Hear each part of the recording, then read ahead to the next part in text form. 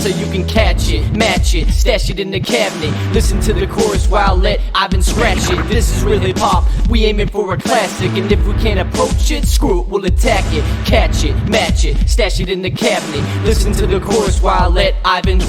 This is real hip hop, we aiming for a classic. And if we can't approach it, screw it, we'll attack it.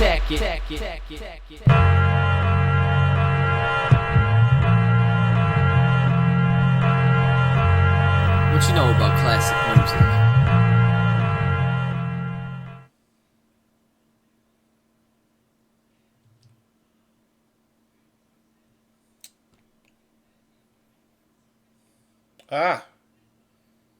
Might notice something different, because I sure do. No one else is here. It's just me. How did this come to be? Well, basically, this is supposed to be a dual retro. This is originally going to be Casey and myself. But, shit, they prevented that from happening. So, I said, fuck it. I'll just do a solo retro myself. So, this could be a very entertaining retro, or this could be an absolute fucking train wreck. We're about to find out very fucking soon here. But if you want to have more solo retros, and you happen to find this format to be quite enjoyable for whatever fucking reason by the end of this, make sure to hit that like button. Make sure you leave a comment telling me, and telling Owen, and telling everybody else in FTW that you want to see solo retros from everybody else or somebody else. And we'll see what we can do to make that work. But without further ado, we got one last chamber to review. So we're going to go back to where it all began, and that is Survivor Series 2002. Now, if you are a longtime follower of this channel, you will know that we have already done this retro. However, I figured it was worth revisiting again, and I don't know if I was on that retro per se, but if I was, I'm reviewing it again. And again, it was supposed to be technically with like two fresh eyes. It was supposed to be Casey, who had never reviewed it before on anything.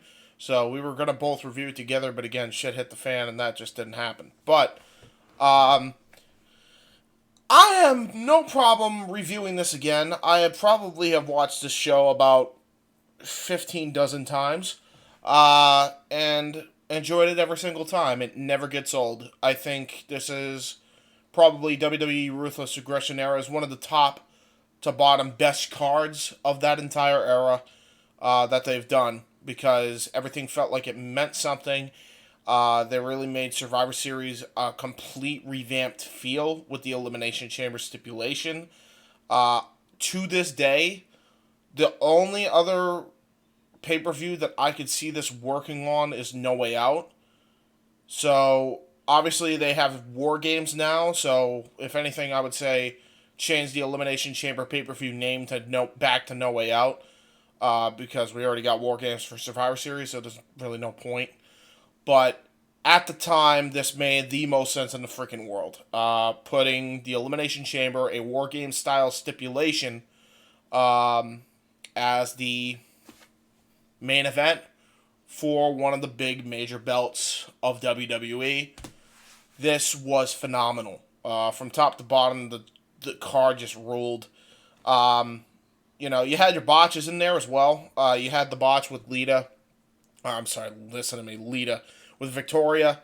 You had your botch.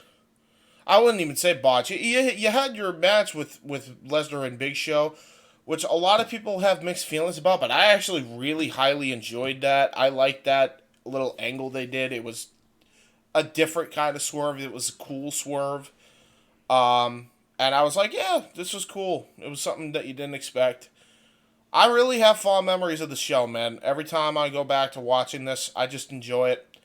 And we're gonna be watching it again. I have no fucking notes on where this took place, so I guess we're gonna just look that up real quick.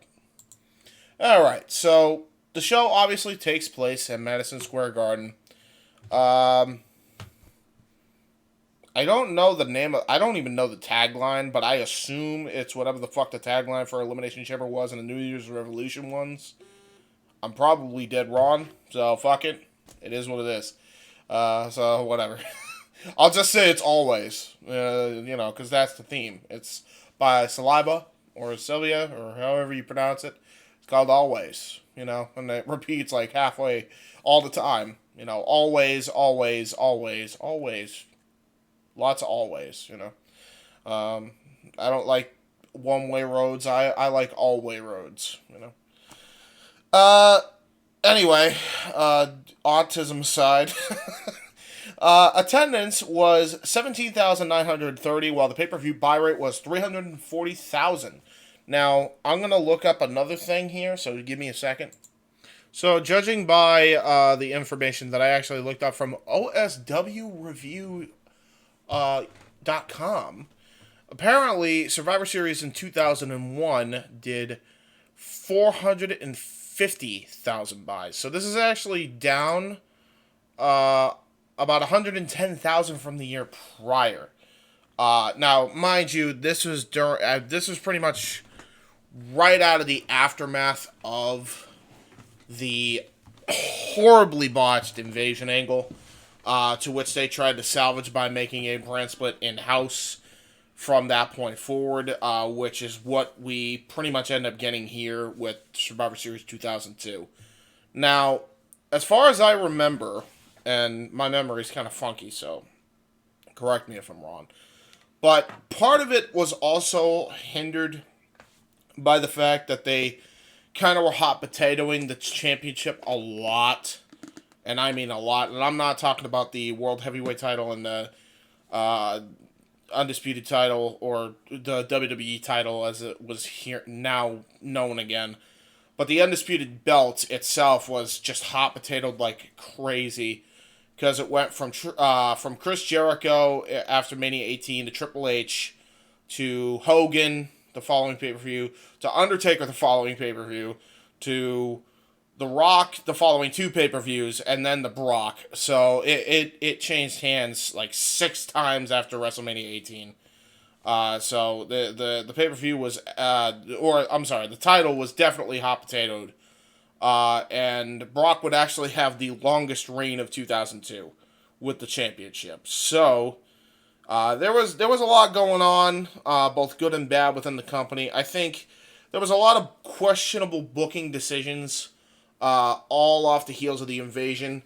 This pay-per-view is where they finally start getting back on track from a creative standpoint, and they'd maybe not necessarily bounce back as far as buy rate goes, especially when it comes to 18, but they definitely bounce back in a creative standpoint for where they are back in the public limelight once again in like 04, 05. They're back in the upper echelon of popular again like they were in the Attitude Era. So they were getting there again. And then it tapered off. But a lot of that had to do with this pay-per-view. And this is kind of the starting genesis of that. The Ruthless Aggression Era period. The early Ruthless Aggression Era period.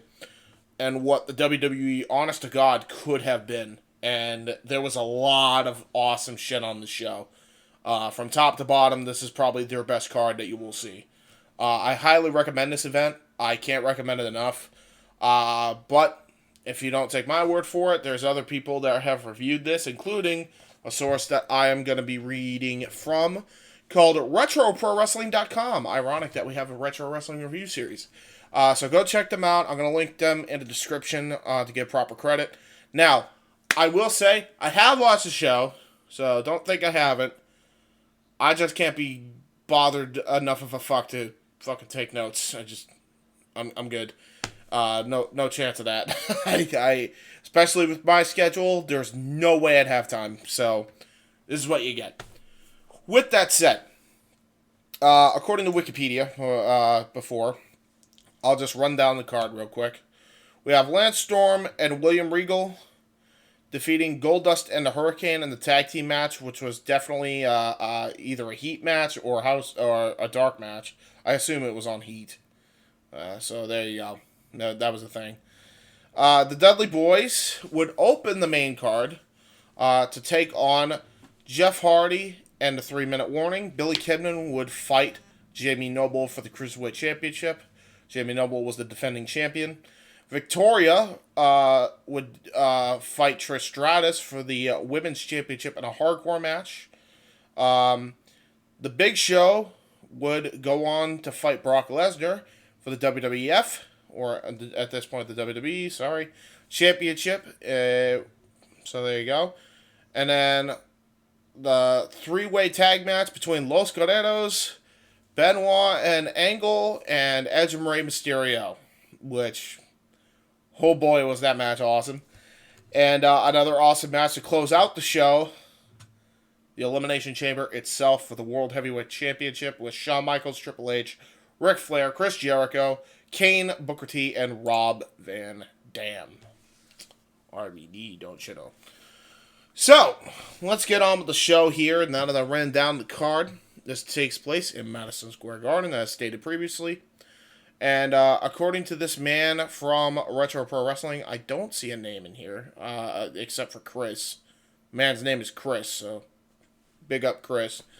At first, I was going to begin this Survivor Series 2002 review by saying, for all intents and purposes, this could have just been any other show.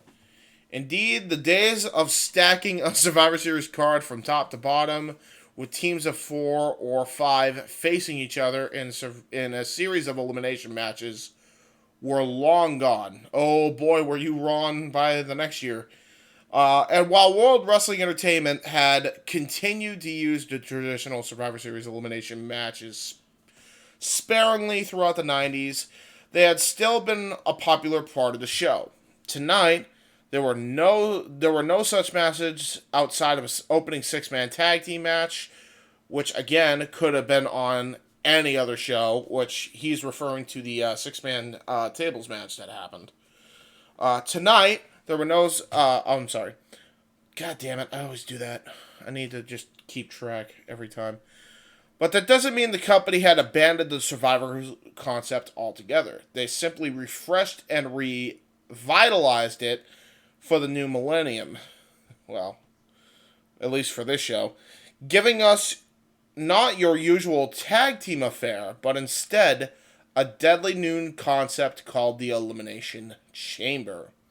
Far from the played-out, overpushed, non-spectacle that today gets its very own pay-per-view, the Elimination Chamber was genuinely cool and an exciting gimmick back in 2002.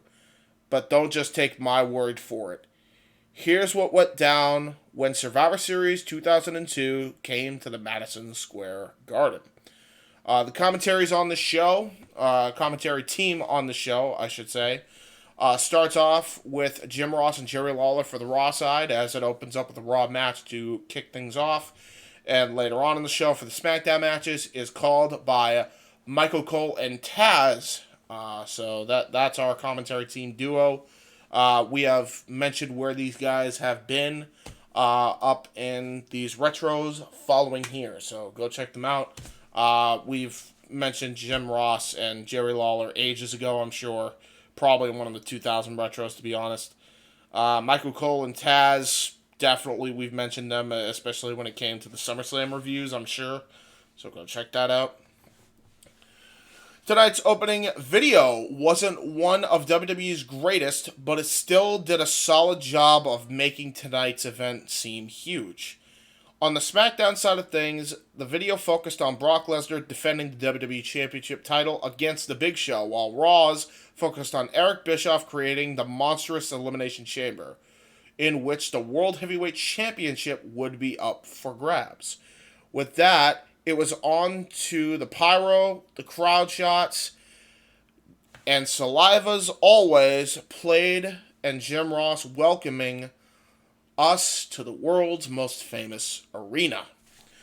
JR, and his broadcast colleague, Jerry the King Lawler, hype up the Elimination Chamber before we get into our first contest of the evening. Which, by the way, surprisingly enough, and it felt way longer. I don't know what it was, but it did feel way longer. And that's not a bad thing either, what I'm saying. Because, like, it was really quick.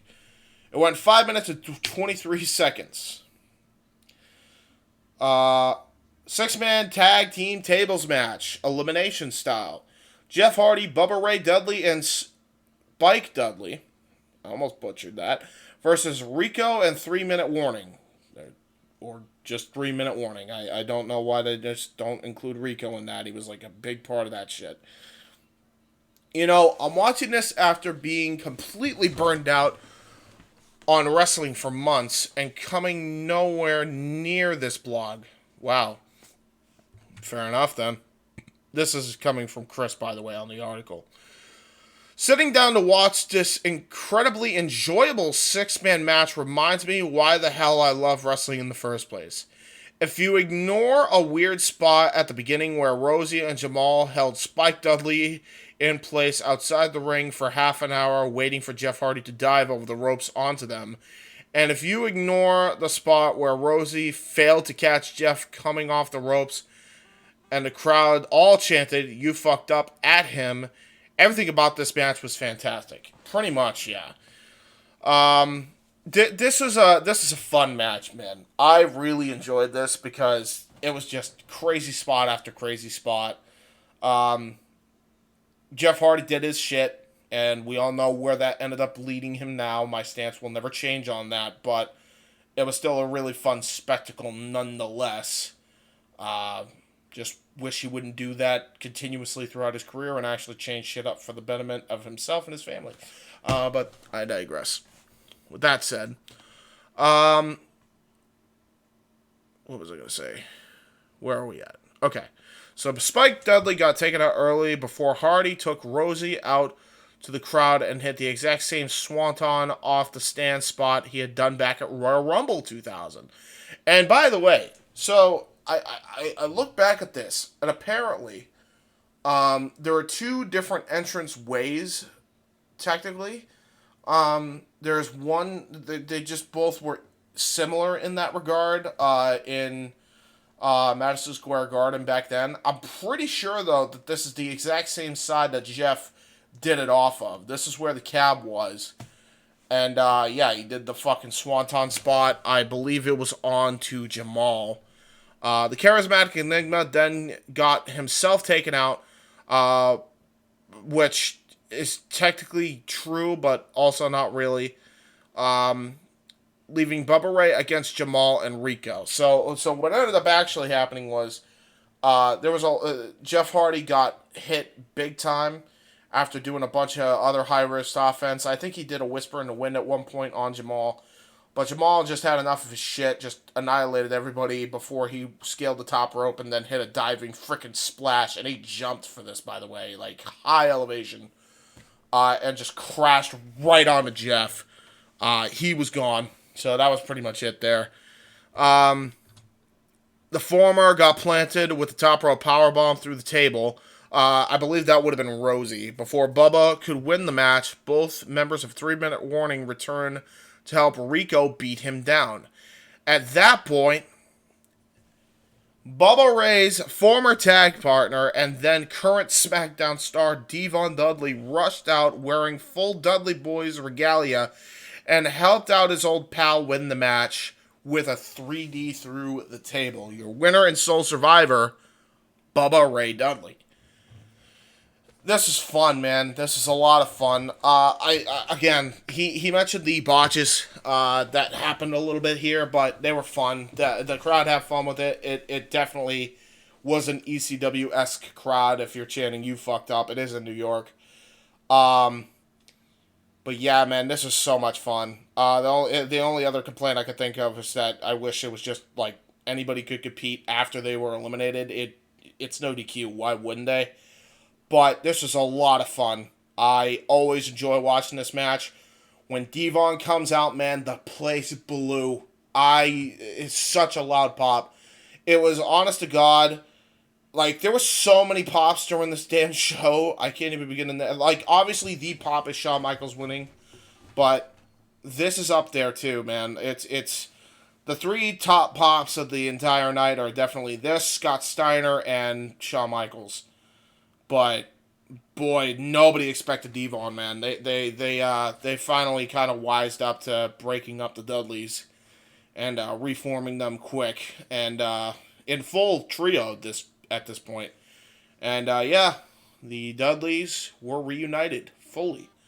And it was really fucking cool. That was a really cool moment, especially for the Madison Square Garden crowd and the New York-based crowd. That was really cool. So there you go. The match was superb, he says, and the Dudleys reunion led to such a large pop from the Madison Square Garden faithful that you couldn't help but enjoy it. And then, Saliva performed. Over at the World, Stacy Keibler, who... Oh, hold on. By the way. Mwah! Sublime! Oh my god. Oh my god. Stacy rocking denim skirt, mini skirt, and denim crop top, and got abs for days, legs for days. Holy shit, bro. Like, she was outstanding here. And she introduces Saliva, or Salvia. I always fucking butcher this name. Leave me alone. But they perform Always, which is the official theme song for Survivor Series 2002, don't you know? At Over the World, which was the former WWF New York, which is now WWE The World, which then ended up going out of business because, waste of money. Maybe not fuck up on the XFL and the invasion. Stacy Keibler introduced us to Saliva, and that was it. And the way they did this too was really cool, because as they're performing the song, they go into different promo packages throughout the show. It's really nice. Like, I don't know, the editing was really cool. You'd have to see it to understand what I'm talking about. Really good stuff there. I enjoyed it. And then WWE Cruiserweight Championship match. WWE Cruiserweight Champion Jamie Noble with Nydia taking on Billy Kidman. So, before I get to anything, I have a rant. I remember, literally, last episode, you guys would have seen it by now. It was New Year's Resolution 2006. They do not pay the rights to use Stricken by Disturbed. Okay? How the fuck are you not going to pay them to use a pay-per-view theme song for the WWE Network or on Peacock? But you will totally pay the royalties to have Jamie Noble in Survivor Series 02 to come out to fucking ZZ Top. If you're gonna fucking not pay the royalties, Vince, at least make it make sense, dude. Christ. Anyway, although very different from the last match, this was nonetheless highly enjoyable. The two former WCW stars battled back and forth in a high-octane cruiserweight battle with as many near falls and high spots as you could ask for. After a top-quality battle, Kidman hit a shooting star press on Jamie Noble to capture the gold. Your winner and new cruiserweight champion, Billy Kidman. Now, there was a lot of crazy fucking counter wrestling in this matchup. I remember at one point, like, they just do a crazy Hurricane Rana in, like, lightning speed. I've never seen anything like it. To this day, I really haven't seen anything like it. Billy Kidman also did a really cool, like, he was going for the shooting star press. Billy Kidman rolled out of the way, and then he gets a crossbody for his troubles instead. Towards the end of the match, Jamie Noble cuts him off, and then they just go into these crazy sequence of moves that seriously were, like, wicked ahead of their time, at least on U.S. soil. At one point, Billy Kidman goes for a Ushigoroshi.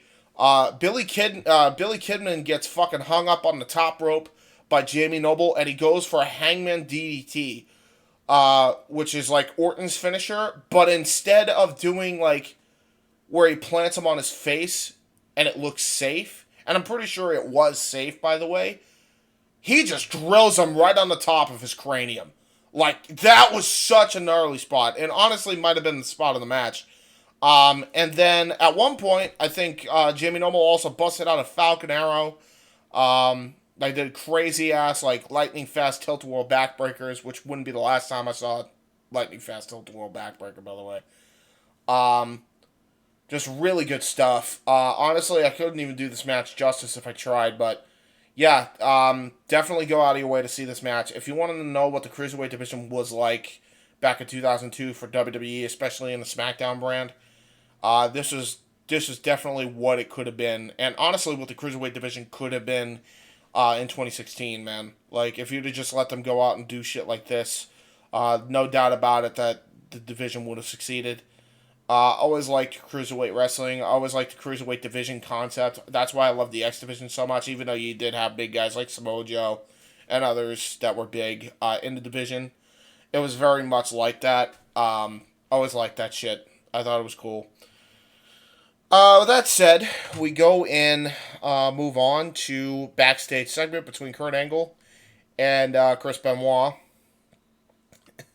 So Kurt apparently was watching the Billy Kidman match, and Kurt goes, Benoit, you see this? If Billy freaking Kidman can win the WWE Cruiserweight Championship tonight, then there's no way that you and I can't win our WWE Tag Team titles back. You just have to not get in the team captain's way. Benoit then, he gets up and tries. God bless. Well, actually, no, rotten hell. I was about to say God bless him, but I forgot. It wouldn't work. But he tries here. Benoit tries to do something. He stands up and he's like, what'd you say? Say that again. Huh? What? You want to say that again? Like, I don't know what it was, man, but I believed in more of his WCW promos than I did whatever the fuck he was trying to say here. I just didn't buy it. It didn't sound like it was coming from anybody. It didn't sound like something Benoit would even say in the way he would say it. Like, I don't know, man. I always thought that it's not about... Right. If you are writing something, right, I would imagine that if we're giving a script to somebody and they're supposed to recite lines, the best way to do it is to always put, like, in parentheses, inflictions. That's fine, and I think that's what they probably tried to do here with Benoit. But you also gotta imagine what Benoit is like. What does Benoit do backstage? If you're making Benoit like the wrestler as he is backstage, but turned up to 11, you should be using stuff that Benoit would do IRL as opposed to what you're trying to make him do on screen. That's something that I don't think Vince McMahon ever got when he ever scripted anybody. I just don't, especially when it came to after the fucking Attitude Era. Like, he just, it never clicked, even though it happened in front of his very eyes in the most highly, successful period of his entire career. But, yeah, it just didn't work for Benoit here. And by the way, what I'm saying about Benoit, you can apply that to anybody, really, that isn't good on the stick. But if you write stuff for them, they can be good on the stick if given certain material. You just have to know what they are like backstage or be around them enough to know how they act to, like, go by that and then kind of go and build off of what they're naturally good at and how to slowly build them and progress their characters as time goes on. Perfect example is what they're doing with Jungle Boy on AEW. Or what they've done with Jungle Boy in AEW. The promos that they had him cut against Christian Cage and Luchasaurus and stuff like that, and how he slowly progressed. That type of stuff works. Stuff like that. I think that would be what I'd recommend if you're going to script promos out like this in the future. That's just me.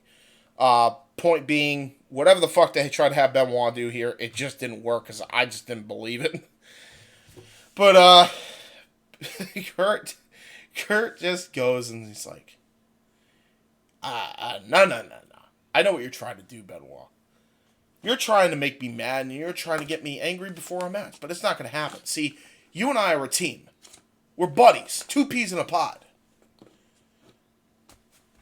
And you know what? Tonight, if we are on the same page, nobody can stop us. So let's prove tonight why we are the best in the world. And Benoit goes to shake his hand, kind of agreeing with him. And then Angle just goes, I'm not going to shake your hand.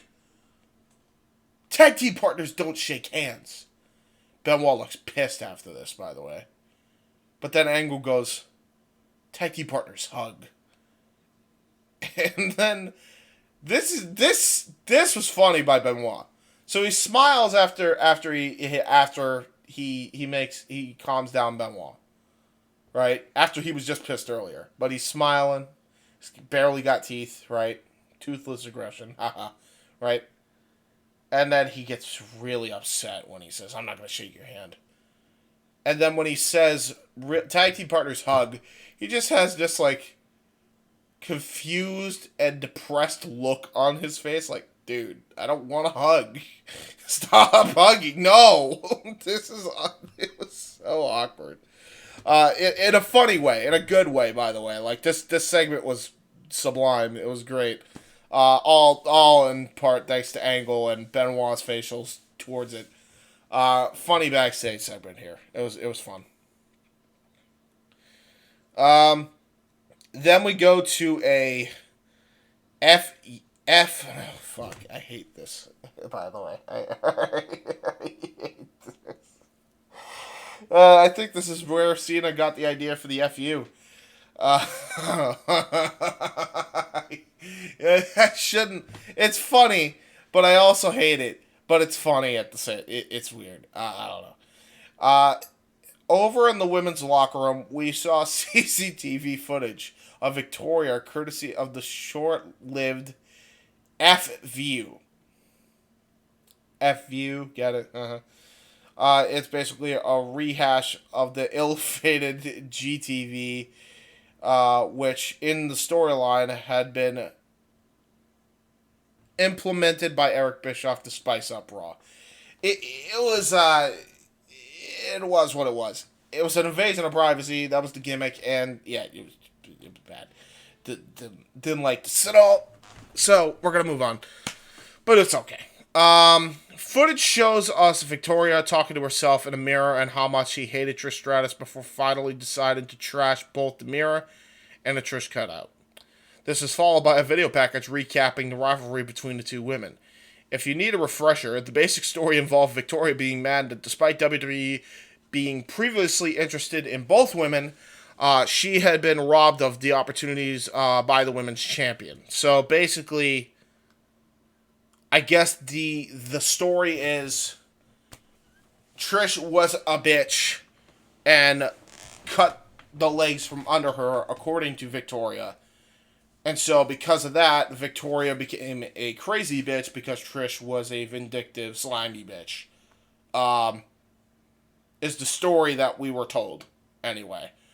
Now, Trish has obviously changed for the better by this point. Obviously, she would go here like two years later, but the whole story for a different time. But yeah, she did what she did, and I guess Victoria was really mad, and she became psychotic. What this would then lead to, as the promo would demonstrate, is Victoria just beat the fuck out of Trish week in, week out, week in, week out. Just absolutely annihilated her every week, any chance she could. So, we got this hardcore match. I'm going to be honest, this was much better than I expected it to be, as this guy said. And you got to put in perspective, like, you got really good women's wrestlers by this point, especially in, like, 2001, 2002, 2004, 5, 6, even 03. But, like, they never really utilized them properly. They were always just eye candy to Vince. Just always was, and it really kind of a shame. One of the best women's matches is this. And a lot of people forget about it because, there was a botch finish, but this was hard hitting as fuck, dude. This is brutal. No doubt about it. This is unbelievable. So, I'm not, as he says, this is much better than he expected it to be. That's not taking anything away from the talent of Trish and Victoria. Just most hardcore matches were usually anything but the highlight of the show. And keep in mind, this is after they'd done away with the hardcore title, forever ago. I think they unified it with the Intercontinental title between Van Dam and Dreamer. By the way, who remembers the fucking stop sign hardcore title and the Longhorn hardcore title that was a thing for a while? That was fucking swell. Anyway, after a good battle, which I'm actually gonna break down the battle. So there's your typical gags. There is the ironing board spot where instead of a table, Trish Irish whips Victoria into an ironing board. The idea is that women are good at ironing. Haha. And Jerry Lawler makes a funny haha about that. Misogyny at its finest. But they still use this to their advantage, man, because when Trish whipped the fuck out of Victoria into this thing, man, oh my god, it was brutal. There was also, I think there was a broom used for the same misogyny that I just explained earlier. But, I mean, they just whacked each other to fuck with this broom. Trish ends up, getting a kendo stick and just brutalizes her with the kendo. That was really cool. Really good stuff. They just were going ham. They're just anything that they could get their hands on, they used as a weapon. Trash can lid shots, like you wouldn't believe, brutalizing each other. I think at one point, there was a slingshot by Trish in to Victoria, but it was like a decapitator. If you guys know the move I'm talking about, like in the video games, it's like your opponent's underneath the bottom rope, and you go to do the slingshot, and they bounce back, choking on the rope, and then ricocheting back onto the apron. In this case, they go to a corner, and there's a trash can on the second turnbuckle, and Trish launches her right into this trash can lid. Brutal freaking spot. Another really underrated spot, which I don't think a lot of people clocked, is Trish just smashes this trash can on the face of Victoria. Like, full-on trash can while she's down on the ground. Bang! Right? Then she kicks the fucking trash can. In kayfabe, this hurts. Because if you see the trash can, they have, these little jagged edges, because it's supposed to resemble a metal trash can. I don't know if they gimmicked it or what, but there was, these jagged metal edges. So she kicks the fucking thing and it scrapes all over her face. It looks sickly. And she kicked this thing like crazy too. Like, that thing went flying. Victoria just Irish whips her by the hair at one point, and I think chokes her with the broom, chokes her with the kendo stick, smashes Trish into the freaking one of the trash cans filled with weapons, which, by the way, they had trash cans wrapped around the ring post with, string and shit. Nice. Didn't expect that. That's a cool little hardcore element to it. Wish they actually had that in the games. That would have been cool. But yeah, she got whipped into this fucking thing. She just got brutalized. It just... Trish sold this like a champion. Just absolutely awesome. The way she sold this shit. And then, there was a drop toe hold spot where Trish was trying to use the kendo stick as a weapon, but then she gets drop toe hold onto the Singapore cane, which they called it the Singapore cane, by the way, not a kendo stick. And Victoria then goes to the outside of the ring, gets a fire extinguisher, and sprays it all into the face of Trish. And Trish is coughing. And then Victoria hits a snap suplex. And then she goes into a pinning predicament and wins the championship. Trish kicks out at 3.1, which leads me to believe that this was not supposed to be the finish. I think there was a little bit of a miscommunication here. That was pretty much it. But that's how they ended the match after what was a physical ass encounter, by the way. Like, honestly, go out of your way to watch this.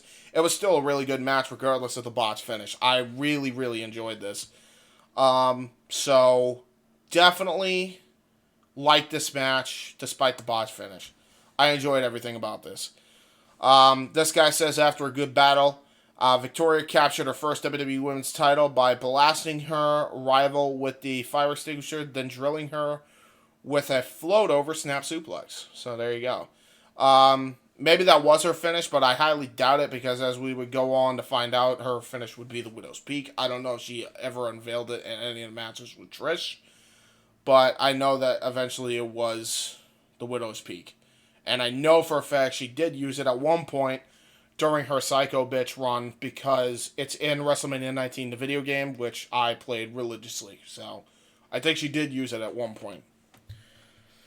Out in the back, Triple H is warming up for the Elimination Chamber. They do this for everybody. They do this for Van Dam. They do this for Kane. They do this for Booker. They do this for Jericho. They do two things different with the two main ones, which is HBK. They try to do an interview, which is interrupted by Randy Orton. And, well, Triple H gets interviewed by Coachman. And I'll get to that later because that interview is actually fucking awesome. But yeah, just in general, really good show so far already. And this is the beginning. Which, by the way, I don't even give match ratings. But for the tables match, despite how short it was, it felt longer. I'm going to give it 3.5. Really solid opener. Really liked it. For the Cruiserweight title match, I'd rate it 3 3/4. Really enjoyed the high-paced action. Way ahead of their time with the moves they were pulling off in that match. Go out of your way to watch it if you haven't already. And the Women's Championship Hardcore match was way better than I expected, and I'd also give that 3 3/4. Really good stuff. And had it not been for the bot's finish, I honestly probably would have rated it a 4, to be honest with you. Out in the back, Booker T warmed up. And then elsewhere in the arena, Jonathan Coachman asked Eric Bischoff what we could expect from tonight's main event. Bischoff answered by bigging himself up, and basically he said, yeah, Hell in a Cell, that was great, but we just outdone Stephanie McMahon's SmackDown, because they were really hyping up the whole brand warfare concept and shit. So they did that whole thing, and he's like, this is going to be a great night. It's going to be a great night for Raw, because Raw main events, and we outdid it again. We outdid Stephanie McMahon. What do you know? Eric Bischoff is an innovator once again in the history of wrestling. Eric Bischoff makes history once again. And then, as he's talking about making history, Big Show comes out of nowhere and says, you're going to regret, drafting me to SmackDown when I walk out the new WWE champion. Called him a stranger, and then walked away. And Bischoff was annoyed. Basically, just kind of didn't believe what he was saying. Oh boy, if only we knew later on. Speaking of which, show warned. Well, I guess I kind of fucking stepped all over this guy's toes. I don't know. My apologies. All right, so we go to the promo now. WWE Champion Brock Lesnar will be taking on the Big Show for the WWE Championship. Big Show the challenger, Brock Lesnar the champion. They show a promo as the WWE Champion pounced. His manager, Paul Heyman, expressed how nervous he was that Lesnar wouldn't be able to get the job done tonight. Now, in the lead up to this, Brock Lesnar had just come off his star-making performance against Undertaker in their first Hell in a Cell match that they ever have in 2002 at No Mercy, which is one of the most underrated Hell in a Cell matches. It really should get a lot more love than it does. Definitely go out of your way to watch it if you haven't. Love this match. Brock Lesnar was made on the show. And then he basically was slowly turning babyface. So Undertaker would go out and he was going to cut a promo, and then Big Show came out and attacked him from behind, pummeled Taker, and then hit a military press on the Undertaker through a bunch of stage paneling on the side of the stage, which would take Undertaker out of action for a few weeks. Actually, I think until the Rumble, because he makes his return during the Rumble. And basically, you know, Brock is hurt because I think at some point he was trying to, like, show respect to Taker or whatever. And, you know, Big Show interrupted that, so he was basically attacking, you know, Big Show, picking a fight with him. And Heyman is reiterating, we don't know if you're even the same way as you are with Survivor, you know, after Survivor Series. Or, I'm sorry, after No Mercy. You just got out of the Hell in a Cell match with Taker. You're probably not the same after being in a match like that. You're now going after a 7-foot-tall giant, and he outpowers you, and he launches you off the stage and bruises your ribs. If you go out there and try to antagonize the Big Show, you may not get the job done by Survivor Series. He may walk out with the title, and that's not good for you or for me. We're leaving. And Brock says, I'm not leaving. And Heyman's begging him to leave, right?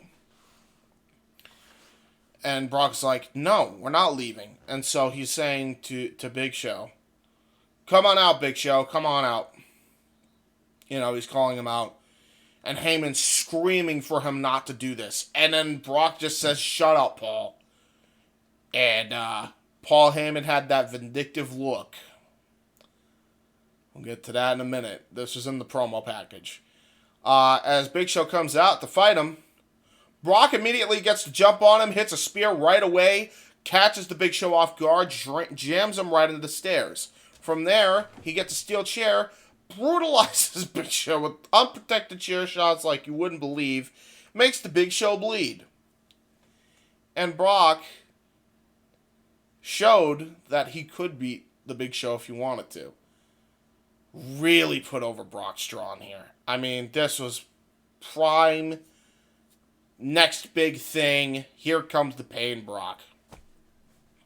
Speaking of which, after the promo airs, Brock Lesnar and Big Show are going to have their match. So the championship match is announced. First comes the Big Show. Then the pain cometh. He painful, he hurt, he attack, he smash. Brock comes out, immediately gets into the face of Big Show. They're just staring each other down. It's a big, the irresistible force, immovable object thing that they did. Oh, fuck. Give me a minute. I have to take this. Sorry about that. Alright, anyway. So yeah, Big Show and Brock have that irresistible force, immovable object deal. They stare face to face. And then they just start brawling. It's already a big David-Goliath type of matchup, even though it's more like Goliath, just because Brock is a fucking freak. Man. So I'm just gonna go over this bullshit here, because it's just unbelievable. So Show was manhandling his opponent multiple times, but the next big thing would always mount a comeback, even taking his larger adversary to Suplex City on a number of occasions, all to the jaw-dropping admiration of the MSG faithful. So, basically what this means is, the fucker, Big Show doesn't even jump for this shit. Brock Lesnar straight up deadlift Germans him into a release German suplex, tossing Big Show. He does the same thing belly to belly.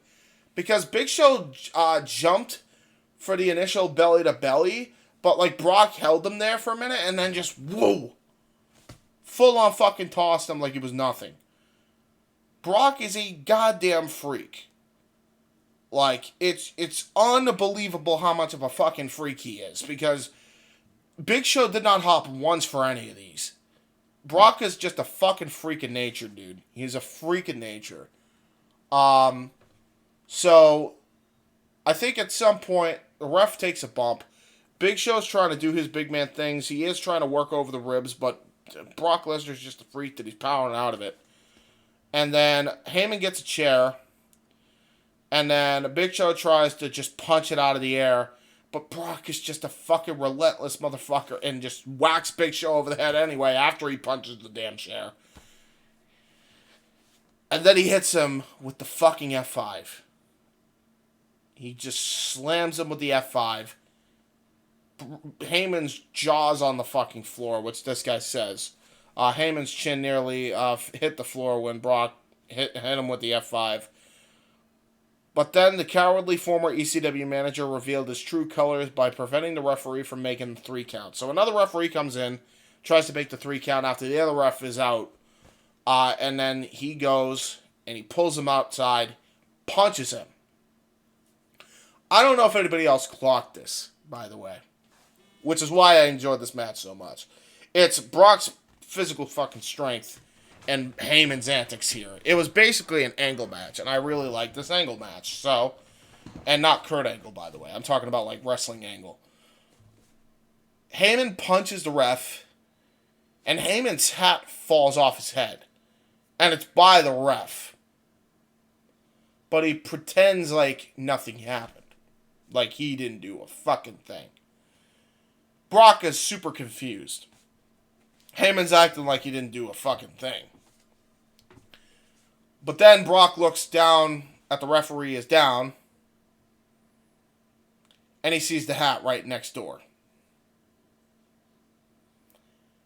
Now, I don't know if this was necessarily needed, because he probably could have put 2 and 2 together, especially with the crowd. But the hat was a nice touch. When Brock saw this hat, he found out he'd have been had by Heyman. And he looks at him and he's like, "You son of a bitch." And he chases him around. Heyman looks like he just made the biggest mistake of his fucking life. And then Brock runs right into the Big Show as he's trying to chase Paul Heyman in the ring. Right into the gut with the steel chair, which actually made a lot of sense because he's targeting the ribs. Then smashes it over the back as hard as he can on Brock. Then he hits the showstopper version of the chokeslam, the best Big Show chokeslam. Smashes him onto the chair, disposes of the evidence. The referee that got taken out earlier gets thrown back in the ring by Paul. 1, 2, 3. New WWE champion, The Big Show. Hell of a way to end the year. Well, almost. Then Angle would win it afterwards. But anyway, that's neither here nor there. This was a shocking way to do this. I don't know what it was about it, but I still get chuckles about it to this day, mainly because of Heyman and Big Show. I really, really enjoyed this, so it is what it is. And then one pinfall later, this guy says Big Show won the championship for the second time at the very same event where he won his first one, which is fair enough. Afterwards, the new champ and his new manager fled into a waiting limo and hightailed it off of Madison Square Garden. A heist has been committed, if you will. So, yeah, there you go. A video package for the upcoming tag team title match followed, as it did not, as did a shot of Al Wilson with his new fiancée, Dawn Marie, hanging out in the crowd. Well then, man, this is interesting. That whole storyline is interesting, but I'm not here to talk about the storyline. Dawn Marie looked fine as hell as well. Oh my. Absolute MILF. Loved it. She knew it too. She knew it. She knew people wanted her. Dawn Marie, unrated, oh, fuck's sake, dude. Let me get through one fucking review. I beg. Can people not call me when I'm trying to do shit, man? By the way, this isn't the first time I've had to deal with this. I've dealt with this like multiple times throughout this week where I've had to mute my microphone to take calls. Give me a minute. Well, at least it was a nice call this time. It was my girlfriend, so it was a happy call.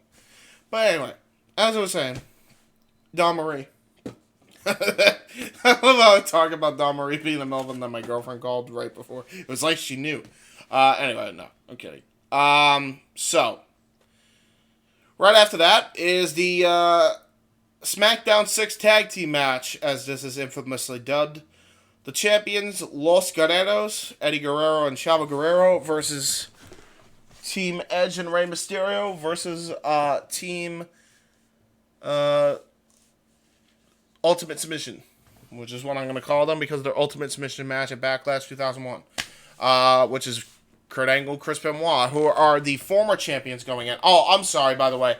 No, the current champions are Edge and Mysterio, but Los Guerreros end up winning it. Bro, I'm never going to be able to do this match justice, man. You have to actually watch this.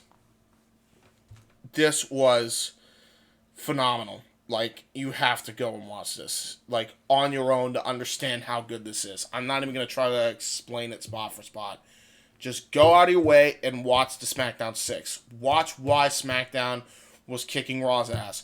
Watch why SmackDown was building the future of the WWE. And understand why people want SmackDown to be a good show. Even if it's not on par with Raw all the time, they at least want a fucking effort. This is why. Because this shit rules.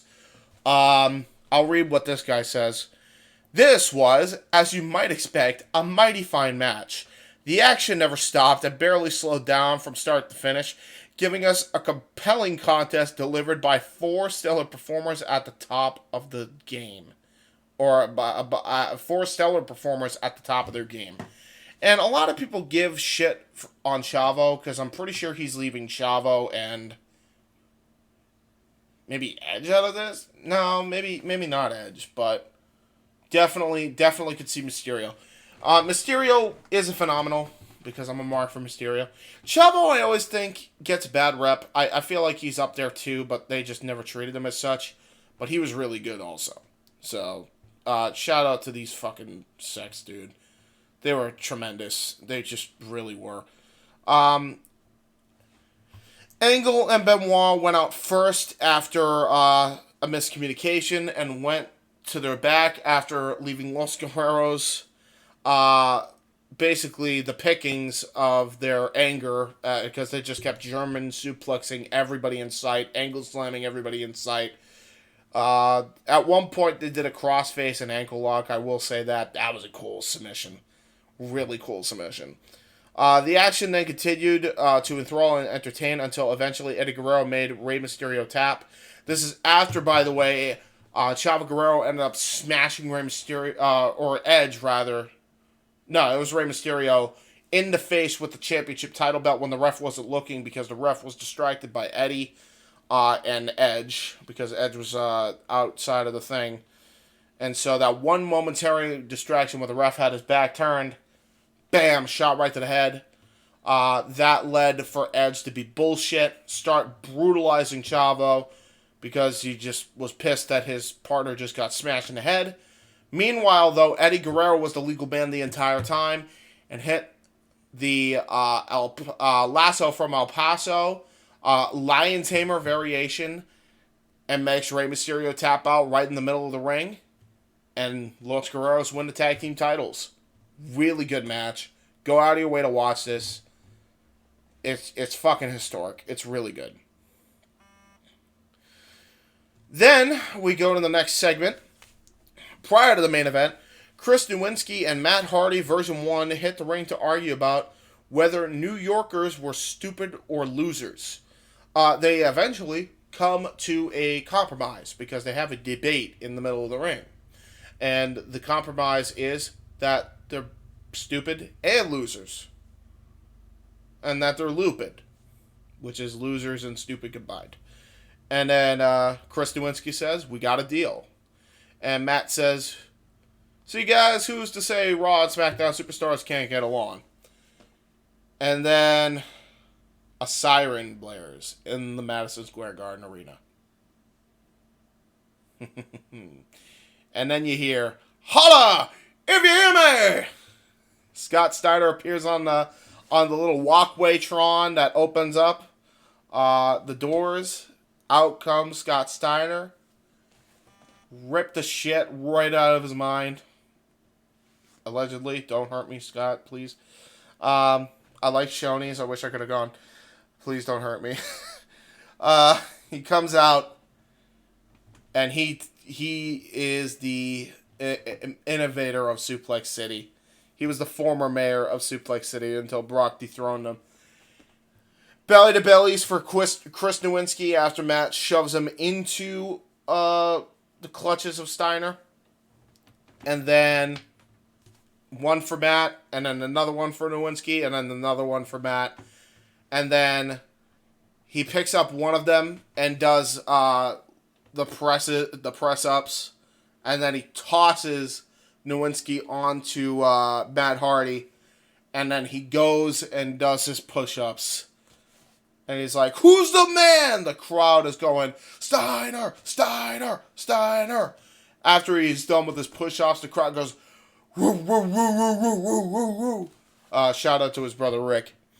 And then this is where they cut it out from the network, but then Steiner goes and says, "Give me a fucking mic." But yeah, so right after that, receiving a thunderous crowd ovation, this guy says, "The big bad booty daddy made light work of Nowinski and Hardy before making it clear that yes, Big Papa Pump was indeed our hookup." And this goes to all his freaks out there in New York City. Holler if you hear me. That was cool. This was a really good debut. I wish they did more with Scotty, but that's been beaten like a dead horse, so let's not beat it anymore. So there you go. But awesome fucking debut here. What wasn't so cool was Shawn Michaels' pre-match promo being interrupted by a video from Randy Orton.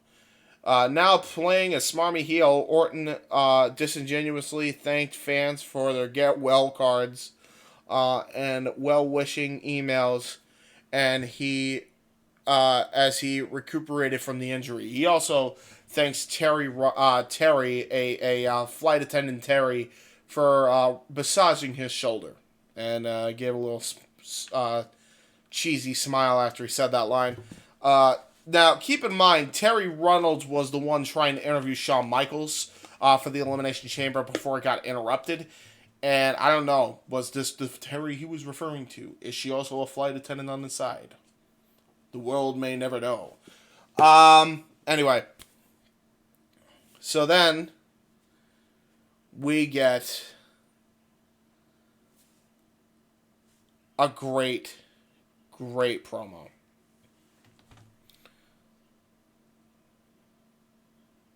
Actually, where is the promo? Okay, it's a little later on. I guess I forget they have a lot of fluff in between there. But anyway, so rather than going back to HBK interview, in which we were just about to learn why he believed he could win the championship tonight, we instead go to an impressive package about tonight's main event. Elimination Chamber match for the WWE World Heavyweight Championship. World Heavyweight Champion Triple H with Ric Flair. World Tag Team Champion Chris Jericho. What? Oh yeah, he was a World Tag Team Champion. Wait. Why didn't he have the fucking belt? This means he would have been a World Tag Team Champion with Christian. Why didn't he have the belt? Oh, that's fucking stupid. Versus Booker T versus Kane versus Shawn Michaels versus Rob Van Dam. So there you go. Those are the 6 participants. So it was Triple H, Jericho, Booker T, Kane, HBK, RVD. Before the match starts, Eric Bischoff came to the chamber, partly to gloat about inventing the whole thing, partly to explain the rules to us all. And also, basically, as he's explaining the rules, he's got a steel pipe just to smash the chain like a fucking lunatic, basically saying that people gonna die tonight. Anyway. From there, Chris Jericho, I'm sorry. That's not actually what happened. So, at some point, there was a promo. And I don't know why this guy didn't include this, but this promo ruled. So Coachman is interviewing the Game. And Triple H says, yeah, I was handed this World Heavyweight Championship, but that's because I was the best in the world and nobody was better than me at that point. Now, we know the Reign of Terror and everything, but look at this in a vacuum real quick. Because he said, I am that damn good. Right? And that's usually how we would end his promos. But then he said, but tonight, I'm going into the depths of hell. I just want to know who's coming with me. And I'm like, oh my God, dude. Like, he still has it on the mic, dude. When he actually is given good material, he is nobody better. Hunter, it just felt right, man. Like, Hunter was the final boss here. You know, and that's how I always looked at Hunter. You know, like, even as a kid, when I played it, when I fought against him in the games, the fucker always was a pain in the ass to beat in 19. He was a pain in the ass. He was the main villain in 20 and Day of Reckoning and Day of Reckoning 2. Like, this motherfucker's the final boss. He is the end goal. Every time. Absolutely love this shit, man. Absolutely loved this promo by Hunter. I don't know what it was, but it was just super cool. From there, Chris Jericho came out while simultaneously Saliva played his King of My World theme from live from the world. Really, really nice integration, corporate synergy there. I liked it. From there, Chris Jericho came out while God damn it, I did it again. Fuck it, I don't care. Okay, Kane also has a new theme. Always popular. So, what do you mean? Oh, I forgot. This guy hadn't watched wrestling in a while. Okay, so he says Kane has a new theme, his Slow Chemical one, while Shawn Michaels did have his old theme music. So, real quick, Kane actually debuted his Slow Chemical theme song when the Un-Americans were a thing, and Lance, Storm, Christian, and William Regal, and I believe Test were basically just guys who didn't like America that were from Canada and or England in Regal's case, and would flip the flag upside down, and also was attempting to burn the flag. And Kane who is a pyromaniac, is like, you ain't burning the flag. I'm an American, you motherfucker.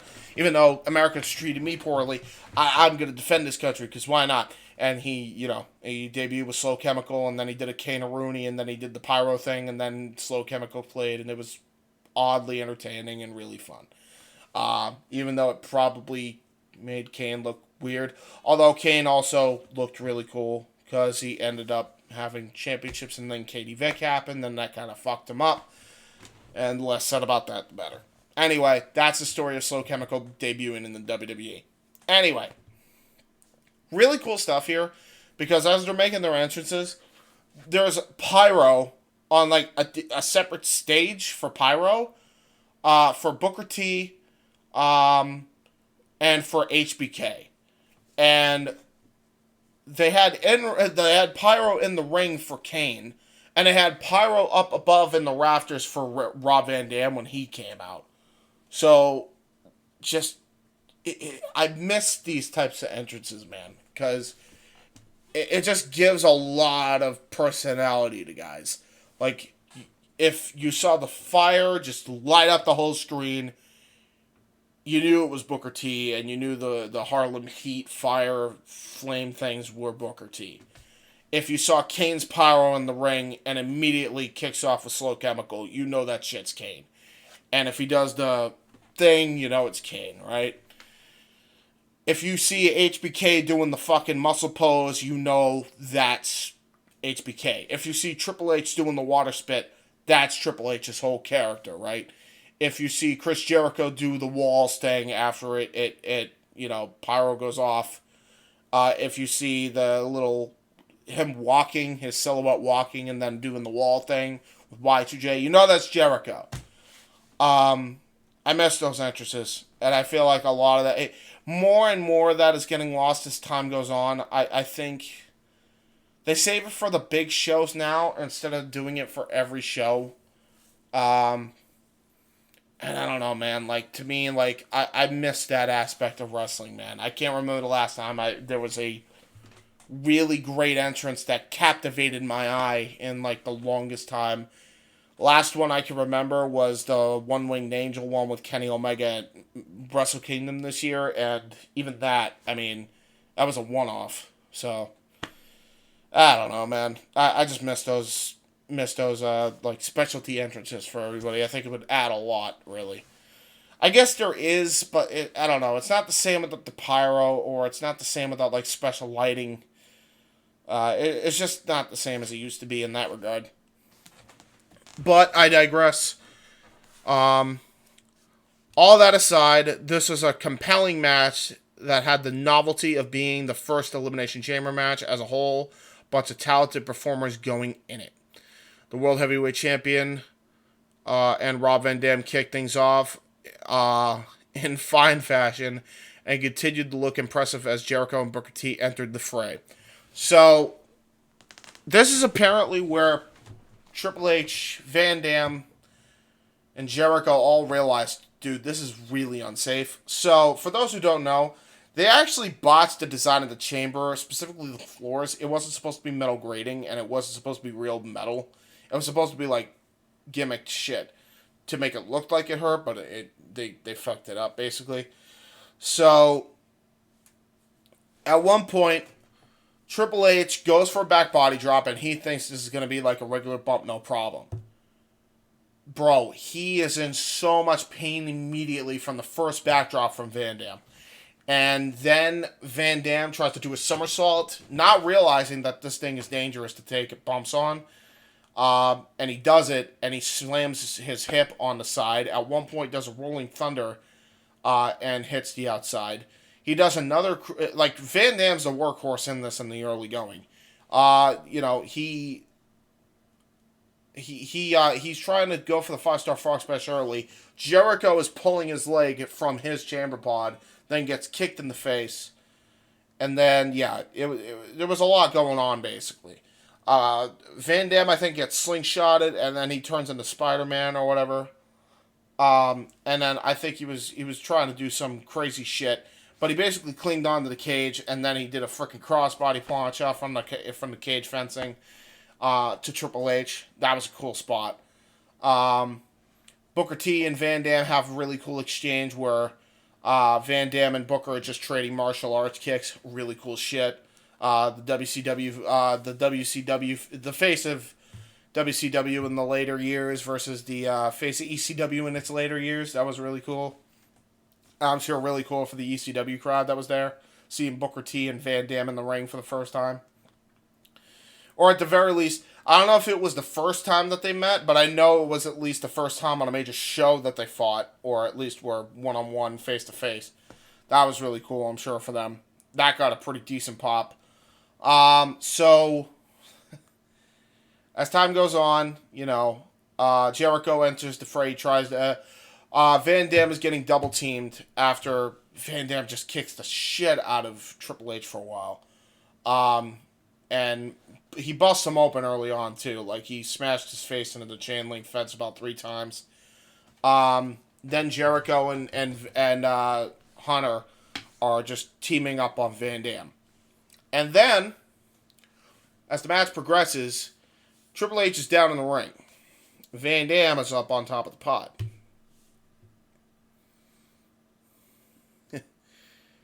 And, well, what proceeds to happen is definitely a highlight of the chamber and its history, but also a very bad botch and a very, very rough and scary-looking botch. So Van Dam tries to go for the 5-star frog splash. As he goes for the 5-star frog splash, his knee lands right onto Triple H's throat, and Triple H has a crushed larynx. So this motherfucker is apparating with a bad throat and barely can breathe throughout the rest of this fucking match. And it is showing that he can barely breathe because the motherfucker, as this match is going on, is turning bright purple all throughout his body. His body is slowly being decolored as this match progresses.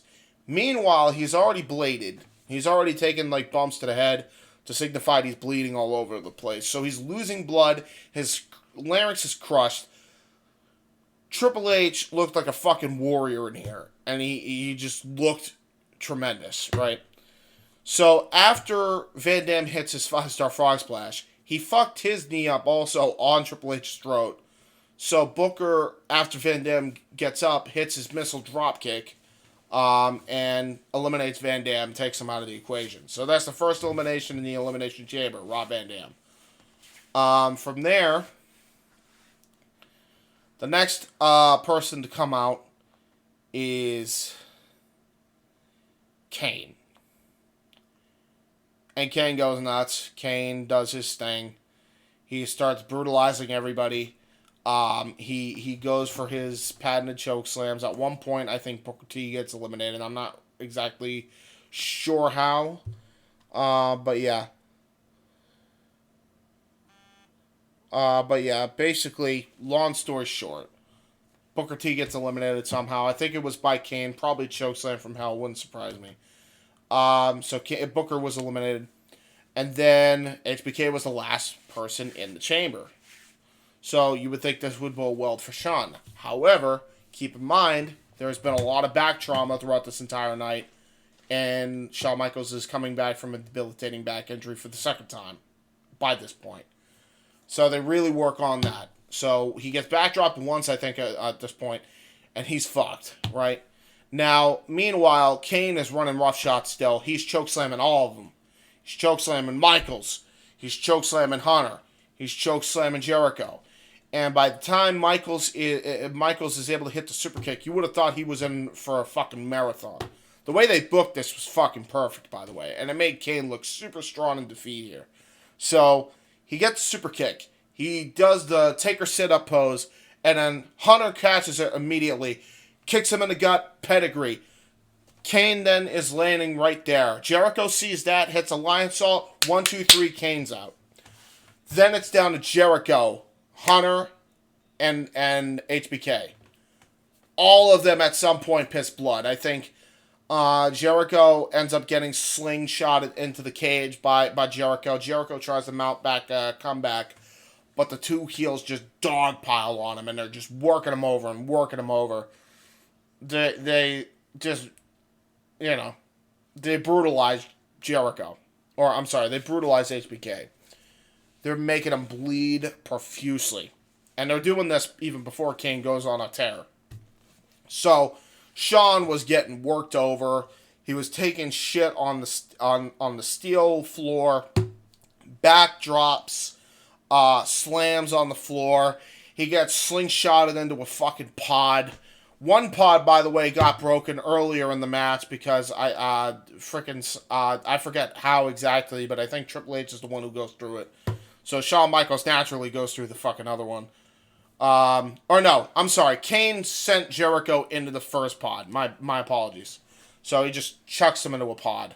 That's what happened. And then, all of this is going on. And then Jericho and Hunter. Now, keep in mind, Triple H is still working. He's got a crushed larynx. He's bleeding like a stuffed pig.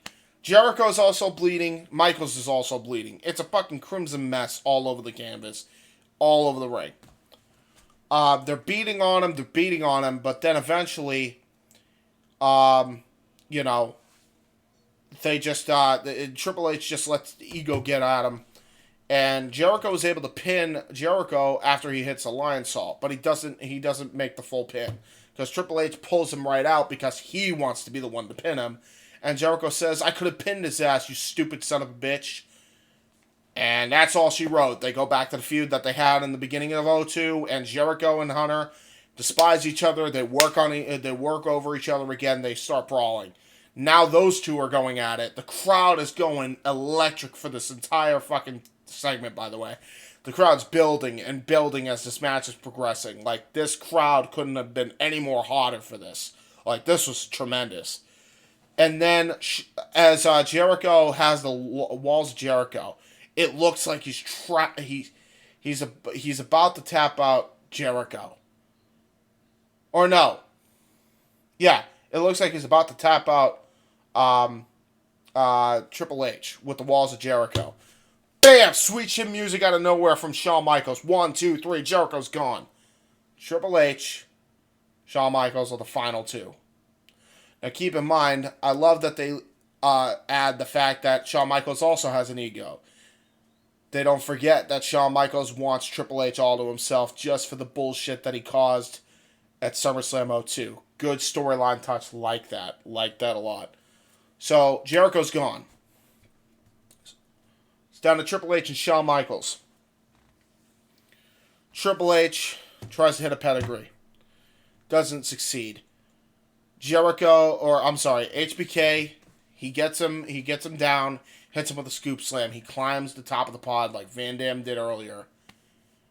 And hits his heartbreaker elbow drop. Beautifully done, by the way. And then he gets up, and he tunes up the band, and he's looking for the sweet chin music. Hunter counters it, hits the pedigree. He's exhausted by this point. Drapes one hand over, 1, 2. HBK kicks out. The crowd are losing their mind by this point. Right? Madison Square Garden is going fucking nuts. They're both bleeding. They both look like they just went through a marathon. And HBK came out 6th, by the way, but he'd been just annihilated by Kane and double teamed by Jericho and Triple H the minute he came in, pretty much. And he's got a bad back on top of that. So they did a masterful job making him look like the underdog in this, by the way. It was tremendous. So, Triple H just couldn't believe it. He's shocked. They're both slowly getting up to their feet. The crowd is electric. Triple H tries to go for the pedigree. Shawn Michaels hits the backdrop. He goes to the corner immediately. Doesn't tune up the band. He gets it ready. And bam, sweet chin music. The whole crowd gives a Road Warrior pop for this fucking super kick. 1, 2, 3. Shawn Michaels gets the World Heavyweight Championship. I cannot begin to tell you how great this was. Even though there was early eliminations, man, this match ruled. This match was fucking great. I recommend that if you want to know the history of the Elimination Chamber, you are doing yourself a disservice not watching the first. The first, honestly, might be the best Elimination Chamber match. And there was a lot of botches in it. But, man, that added to the danger, and it added to the realness, and it added to a lot of cool shit. I give this 5 stars. I know I didn't rate the other matches, so I'll rate the 3-way tag a 4.5 star match. I will also rate the Brock Lesnar and Paul Heyman match like a 3-star match. Weakest of the match, but still enjoyable. Really good stuff from everybody involved here. And a thumbs up on the segment with Steiner, and even the one with Randy Orton. So all in all, this show for me, because there was a few botches here and there in between, there was a charm to this that, because it's in Madison Square Garden, because of the world stuff, because of the pageantry of the event, because of the Elimination Chamber, because of the SmackDown 6, because of the tables match opener, even though there was a couple botches in that, because of the women's hardcore match. Like, everything top to bottom was fantastic. The Cruiserweight title match also. I'm giving this an S rank. I always loved this show. I love reviewing this show. I always just love it. I just do. Even the botches, man, like, when they chanted, "You fucked up," it just took me back to ECW, so I consider that a plus. Nothing wrong with the show at all, man. Crowd enjoyment, the crowd engagement was on point. The crowd was into everything. The crowd was watching everything. They were interested in everything. They had a good time. I had a good time. And the wrestlers put on a hell of a show despite numerous problems, especially in the chamber matches. MVP for sure is Hunter. I know there's a lot of people that say Reign of Terror was bad, and don't get me wrong, I'm one of them. But you cannot watch the show knowing what the fuck happened to Triple H and not give him the MVP of this fucking show. There is no way Triple H should have continued. There's no way. The fact that he persevered with a crushed larynx, he could have fucking died from oxygen deprivation. And he still continued on because the show must go on, brother. Dude's a fucking trooper for that. And he looked like a fucking world beater even in defeat. Started at 1, he tried to maintain his stranglehold, but to no avail. And a shock win for Shawn Michaels, who by this point was only in his second match in his return. Nobody thought he was even coming back full time. They thought the SummerSlam 2002 thing was a one-off. And this is before people were, subscribing to the dirt sheets, online and shit. So this was like way before any of that. Like nobody had as much access to the internet as they do now. So nobody thought he was coming back for another match. Not only does he come back, but he comes back and wins. How do you not give this show an S rank, man? Like, I love this, man. This is my favorite, if not one of the it honestly might be up there with one of the greatest Survivor Series of all time. And that's without Survivor Series matches. Top to bottom, the show ruled. It was the very best of the Ruthless Aggression era in its early years. Go out of your way to watch this if you haven't already. I highly recommend this show. There was a lot of fun, cool things. And even the stuff I had issues with afterwards, like Jericho coming out with the world title. Who gives a shit? Like, whatever. I'm still going to give it an S rank for everybody having, a great fucking effort. That's all I gotta really say on this. This was definitely an interesting experiment for retros. Again, shout out to RetroProWrestling.com for his notes, for Chris's notes on Retro Pro Wrestling. Go check them out. They from what I can see, they have old school WWF and /E, WWCW, ECW. They have all that stuff. You can contact them also. I believe their contacts are... I don't even know if they're still around, to be honest. It really does look like an old site. But from what I can see, the last post was 10 hours ago. So they are still around on Twitter if you want to follow them. Go follow them at Retro Pro Wrestling. Go check them out if you want to. Good sires and madams. But yeah, man, this is the Survivor Series 2002 retro review. Really enjoyed the show. Enjoyed going back to it. I felt like I was having deja vu, but that honestly maybe because I've watched this show so many times that I just naturally happened. But yeah, man, I enjoyed the show a lot. This is a fun show. And yeah, if you guys like to see more Chamber retros or shows that had the Elimination Chamber on them, check out New Year's Revolution 05 and 06, done by Owen and Chris Dodd for 05, done by myself and Owen Finch for 06. So go check that out. I'm getting another call. Give me a second. I'm just going to end this because I just got some news that I will not share on public air. But yeah, great show. Yeah, check out stuff here for FTW. Yeah, kind of speechless right now. So yeah, just check out stuff. Check me out on Jeff Beecham Network for Elimination Chamber today. By the time you guys see this, or I feel like I'm not on. I think I'm on. JJ and Noah will be on. I will be on Open Mic Night at 11 o'clock p.m. Check me out there. And then we'll go from there. But yeah. Yeah, check out everything here. Whatever's on the iCards. I can't even think straight right now.